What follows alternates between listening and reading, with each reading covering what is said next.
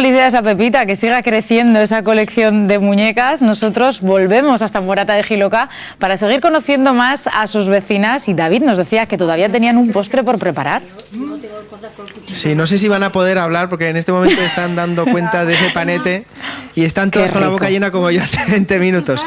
Buenísimo, este panete que preparan aquí en Morata de Jiloca que sirve para pasar una buena tarde en compañía en estas fiestas de Santa Apolonia y también para disfrutar. Fíjate que hasta aquí se ha traído el cuchillo ese. ¿De dónde se lo ha traído eso? De mi casa. De su casa. Fíjate qué navajica fina para cortar aquí el panete, porque si no, no hay manera, ¿no? Esto hay que cortarlo en pedacitos pequeños. Que no ves que yo ya soy viejecica galán.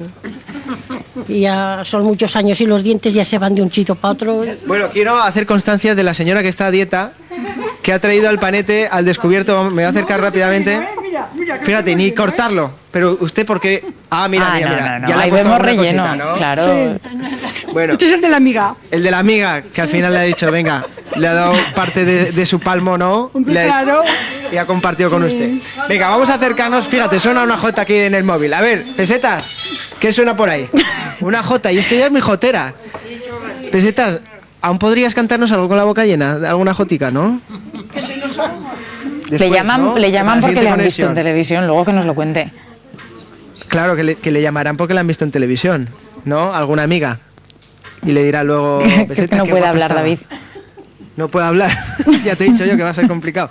Bueno, vamos a dejarle digerir ese panete y nosotros nos vamos a la zona de postres, ¿verdad? Con estas dos cocineras, estas dos chefs que me han preparado aquí, Mari Carmen e Isabel, que nos van a preparar... se ha acordado, dice, hombre, ¿cómo me voy a acordar de los nombres? Nunca nos olvidamos de los nombres, ¿verdad? Los redactores.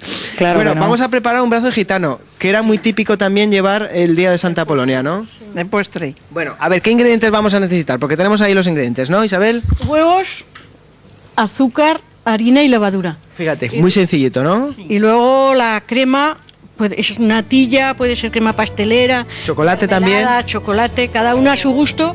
Se rellena el bizcocho. Nata. Se hace el brazo gitano. O nata también están diciendo por aquí, como Alba, que veo que le gusta a nuestra presentadora. Quiero que te fijes ahora en una fotografía. Mira, hablábamos antes de cómo llevaban los jóvenes el panete al monte y estamos viendo en esa especie de saca, ¿no? Cómo la llevaban anudada al cinturón y así es como llevaban el panete, ¿no? Sí, ahí lo llevaban.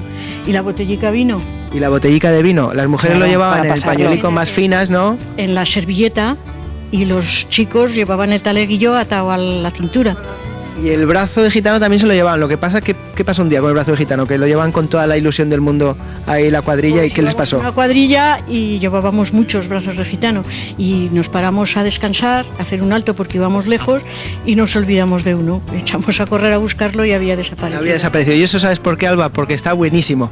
Y en unos minutos vamos a ver cómo lo preparan aquí en Morata de Jiloca, si consiguen terminarse el panete. Pesetas, ¿cómo va? Venga, si consiguen Pero déjala, el hombre. panete... Bueno. Volvemos a Morata y os hacemos ese brazo de gitano. Pues enseguida terminamos ese rico postre y seguimos celebrando Santa Apolonia. Nuestros compañeros de Aftersun de invierno también continúan recorriendo la geografía aragonesa de celebración en celebración. Hoy podrán ver cómo las vecinas, en este caso de Escatrón, celebraron el día de